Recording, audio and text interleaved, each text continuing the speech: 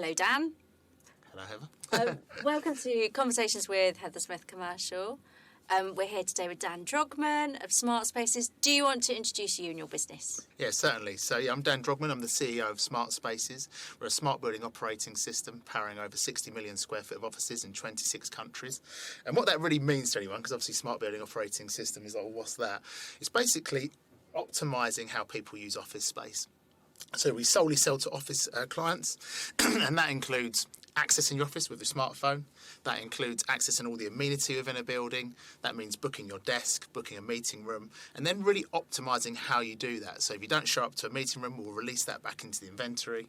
If you do leave that meeting room, we'll switch it off to save the energy. And so it's a holistic platform for managing the workplace. I love that so much. We do business community asset management, so we love that you help us do that and that you help us. It's such a huge, important massive, aspect, isn't it? Yes, so huge. How did you get into it? How did it start? Yeah, you and I have known each other a very long time. No, totally. Yeah, no. Are we allowed to say how long? Yes. Everyone knows how long. Well, next year it'll be 20 years, which blows my mind. So I started in the industry in 2004. I was a software programmer. I joined a small agency called GKA. Really fantastic guys, Kevin and Gary. So if anyone knows, GKA stands for Gary Key, Kevin Andrews. I don't know if everyone probably knows that. And they were just so good. They just gave me free rein to build whatever I come up with. And they also had a fantastic set of clients. And I suppose the first foray into what we do now was Hines bought Bedfront Lakes. We worked with a lovely asset manager called Pia, and she said, Dan, we want to communicate with the people on the park. Can you build us something to do that? And I built this extranet, that's what we called it at the time. Weren't any apps out then, the App Store hadn't been created. And so it was a web portal. They invested quite a lot of money. We invested even more time.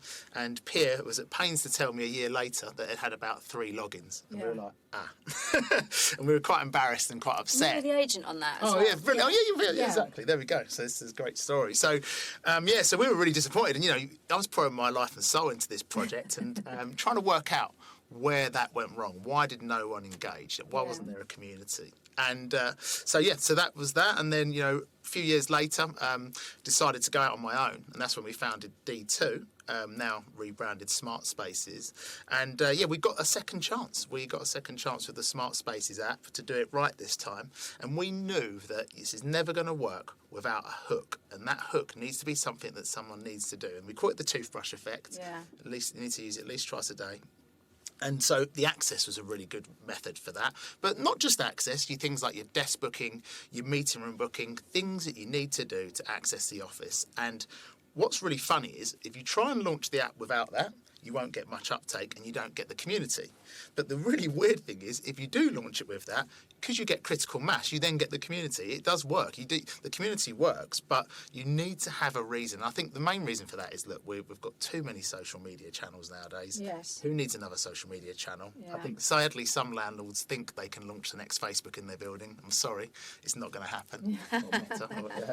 So certainly, but once you get the hook, you've then got the users. When you've got the users, you can put a push notification out about an event. You'll get great uptake. And so it's just finding that hook. And I think we learned that lesson very early with the extranet. So when we built Smartspaces, we knew that this was not going to work just as a community platform alone. It needed to be a transactional community platform.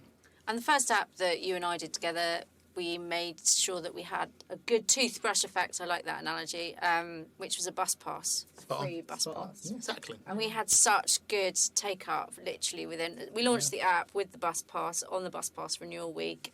And we had probably about 80% of the community signed up within 4 weeks. Brilliant, yeah. And also, it's helping validate these people weren't just using the bus to get around town for free. Yes. So it does have as a secondary effect as well, which is good. It's nice that you're sort of ticking lots of boxes, the community, the security, and so on. Yeah, and also it's these days we talk a lot about ESG, environmental access and improvements, and, the S is the community, and we can sort of invite people to events and stuff like that. But I like the fact that we're beginning to interface with reducing energy consumption in buildings, turning lights off if you're not in there, weekends. We talked about this a while ago when we sort of make the the building should be on its weekend running thing on a Friday if people aren't in on a Friday. And if you know access control usage, then you can obviously just make that savings earlier on. Yeah, exactly. And our system's really good because it speaks to the BMS, and so it can actually tell the BMS to switch off. It's not like a manual ticket that someone has to actually go and execute. It's done automated. And actually, we've got it even more intelligent than that now. So with desk booking, we do something called stacking, which means that on Fridays we offer less space to book. So we just have one floor of a building that's bookable rather than all the floors, and then you switch the other floors off. So you change the behaviour through that as well. And in this new hybrid working, it's just so important. But just to add to that, actually, because you'd say about the community aspects, look, I think the most important thing is that people can see how much energy they're using, so they're responsible, and they can see how they can change their behaviour. And that comes back to that community and social element, which is communicating that back to them in meaningful ways through the app. Social change and social behavioural change is really important, and the next generation that are coming in behind us, because we are now old. I know, sadly, I know. No, I've had all the grey shaved out. They're certainly hiding there. It's like the younger generation, they are choosing to be more ethical. It's like they're choosing to bank with people like Starling, and because of the ethics around that, and yet the action of using the bank card or whatever it might be is still exactly the same. And I think that's what we need to make sure is out there, and so much as humans are using stuff differently. No, certainly, and actually what we're seeing in our buildings that are leasing in these tough times is that a lot of them have these display screens around the building, and the main message there is around how sustainable and green the building is, and it will show you the live energy consumption, the renewables, so the solar, grey water harvesting, and a lot of the law firms that are taking this space, you sort of talk to them and say, look, why did you choose this building? And they say to us that they've got a young workforce that are coming into these offices to learn. A lot of them want to save the planet. Sadly, there's not enough jobs that can be saving the planet. They want to be a lawyer. But if they can work for a company that is ethical and is doing everything it can to minimise its energy impact on the planet, showcasing that in the reception was a great way for them to attract new talent. So, yes, certainly, totally agree with that. What's the next thing in terms of what is the future? Because obviously you foresaw the extranet way back when we were still, not even thinking in that way. Have you got grand plans for the next thing? Certainly, yeah. I mean, look. Let's just say that, by the way, we've thought of lots of grand next things that have never worked out. One of our favourite apps we ever built was the Smart Reward system for shopping centres, and it was using geofences, which means when you enter a certain area of the shopping centre, we give you points that you can spend in the centre, and if you photograph your receipt, you get a point for every £1 spent. And it was pretty crazy to watch this play out in a shopping centre, where if I create a zone, you'd see all these people almost like lemmings, or I'll go and collect your Pokemon points.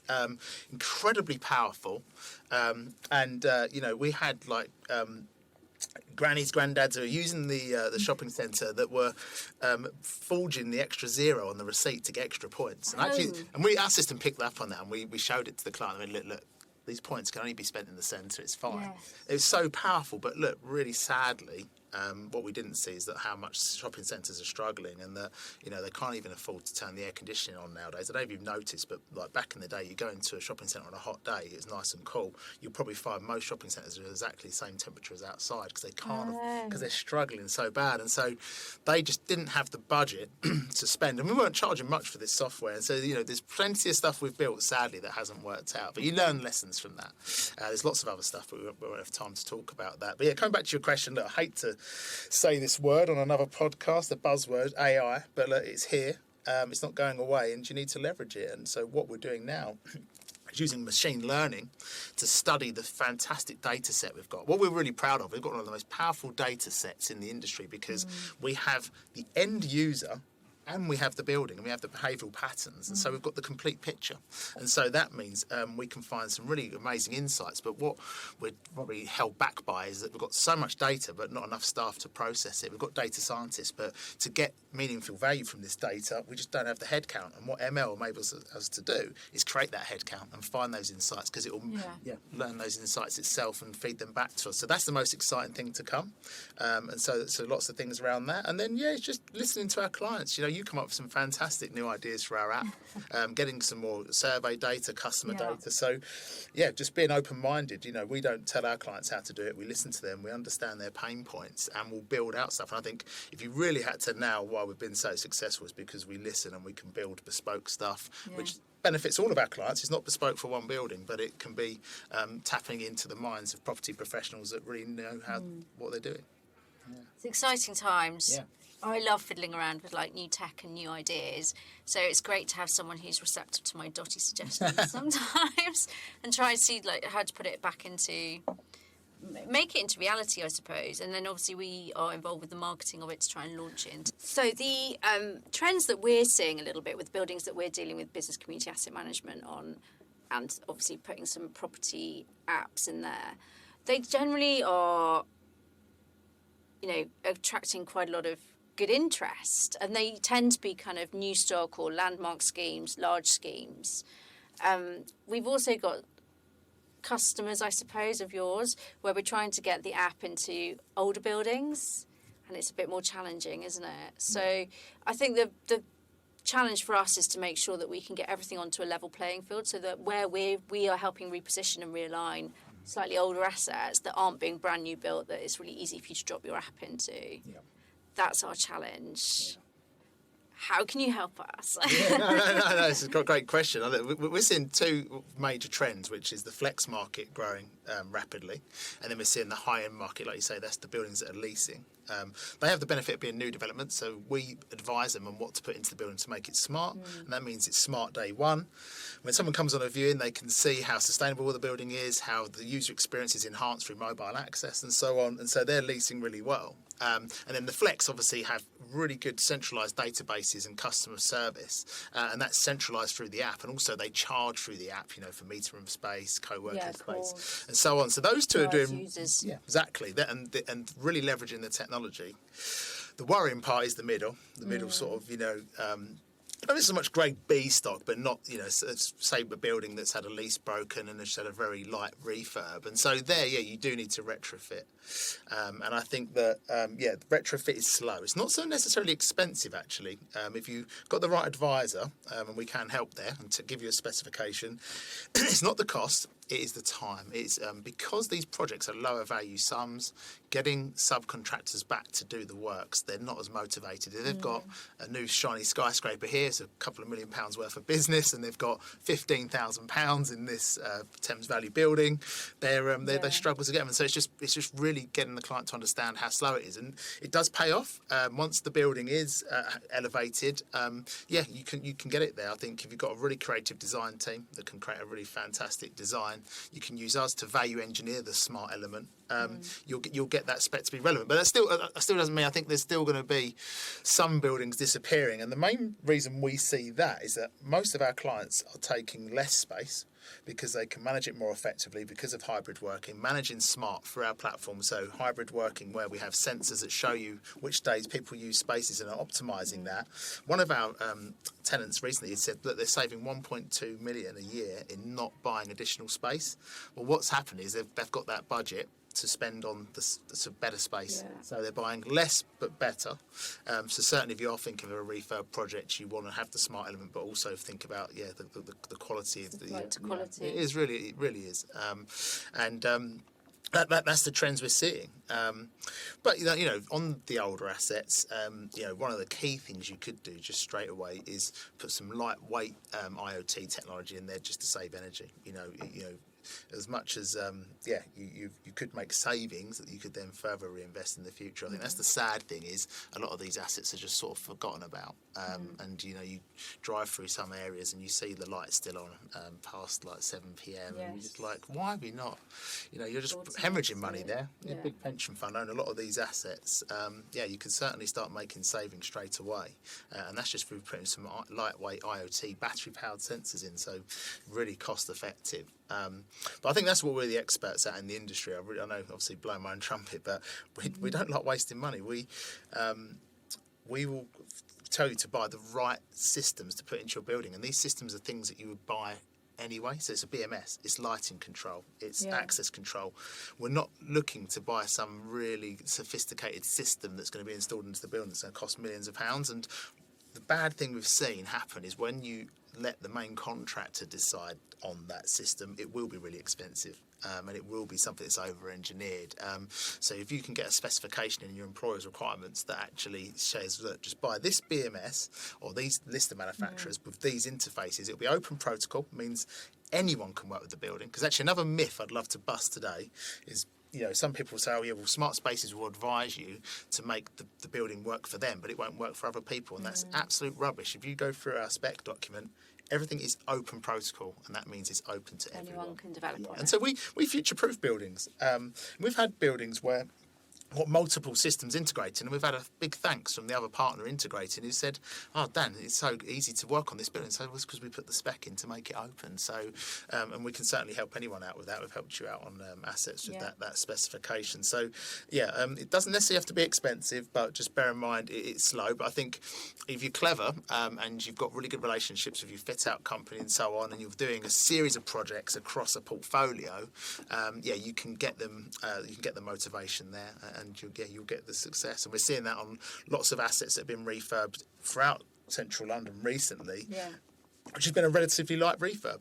You just need that thing we can't help you with, but you're very good at. And I know I've seen that before. The people you work with is that really cool, trendy design that you don't have to spend a lot of money to achieve, but you can get the same effect. It's important, isn't it, to kind of make sure the tech and the creative and the marketing and the martech and the createch all work together.